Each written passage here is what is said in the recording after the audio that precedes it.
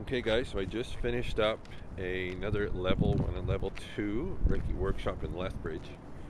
And I went down, so those of you that know Lethbridge, Alberta, so those of you that are familiar with Lethbridge, there's a big coulee that runs through it.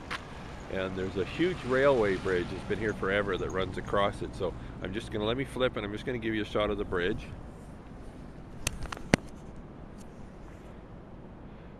Okay, so that's the bridge that you're seeing. It goes all the way across.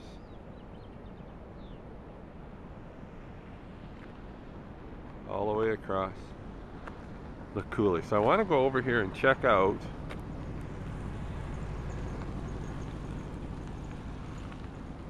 so there's all sorts of history around the bridge, around the coulee.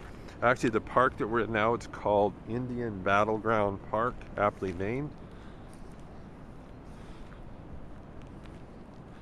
Also a lot of mining here, so there's a mining kiosk, if you will, that we're going to walk to, and I wanted to use this to explain to you.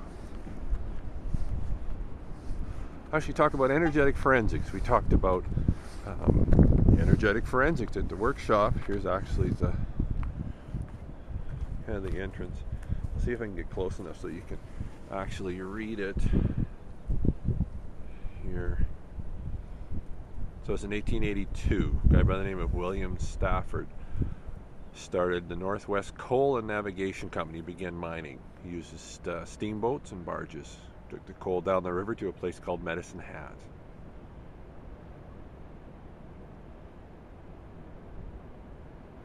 Okay, so let's head over.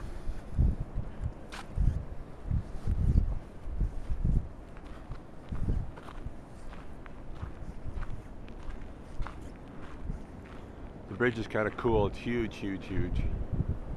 Not even sure whether it's in use anymore. So we talked about energetic forensics. So I'm sure all of you know that we leave physical. It's really windy. It's almost, I think, from what I hear, always windy here. So hopefully you can hear me okay. So we talk about how there's physical forensics. We leave physical forensics wherever we go. We also leave energetic forensics. And you've probably seen shows about, and they're usually quote-unquote paranormal shows, how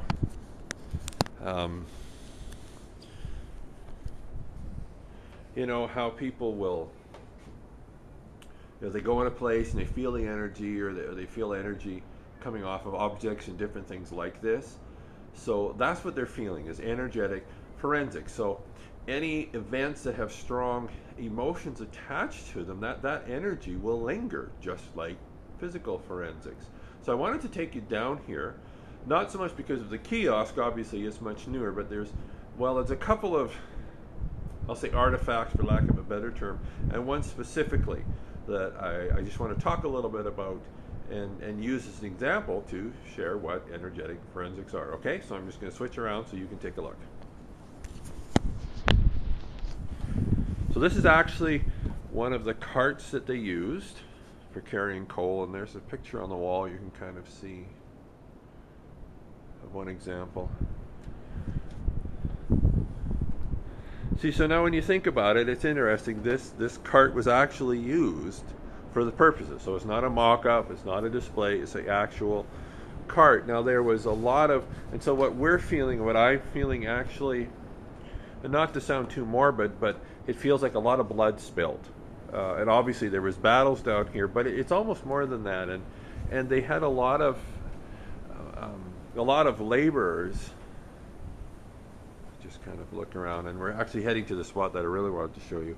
A lot of laborers that worked in these coal towns and in this coal mining, and there was a lot of them died, and there was a lot of injuries and deaths, and a lot of strong emotions attached to it. And so now here's what I wanted to show you.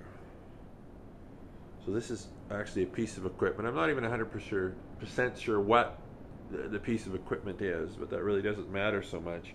And as you can see, it was obviously used on the rails.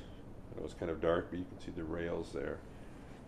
And you can see this piece of equipment. So now, see, as I reach out and I touch, and so you see people doing this on these shows, and they go, okay, what are they doing, right? And it's usually, again, the quote-unquote psychics. Well, all they're doing is they're feeling for the energy that's attached to this object. And it's really, people think it's all kind of strange and, spooky or whatever. But all they've done, and this is what we feel, is that we've trained ourselves to feel for those subtleties, right? Those really subtle, energetic readings, feelings. And by learning how to develop that awareness, and we all have it, it's just if we choose to develop it or not, we can actually get a reading or get a feel for what's happened. So for instance now, when I go out and I touch this, and you'll just kind of see, as I hold on to this, what I'm feeling is the energy, is the emotions, is, there was hands that touched this that worked back in that time. So I'm just reading on the wall. It says here, the two miners, they worked together, average of 5 to 6 tons coal a day, and they're paid $1 a ton. And so you think of everything that was around this piece of equipment, as I said, the energies, the oppression of the workers, and that's what you feel. And we've all felt it. We go into places and we talk about how, I'm just going to flip it around here. We talk about how, we feel strange, you get the heebie-jeebies or all that kind of stuff, and that's what we're feeling. And that's what's here. It's obviously, as I said, a place that's got some strong emotions, some strong history around it, and that's what we're sensing. Nothing strange, nothing spooky, nothing bizarre. Energetic forensics. It's just that simple. All right? Thanks for joining me, folks.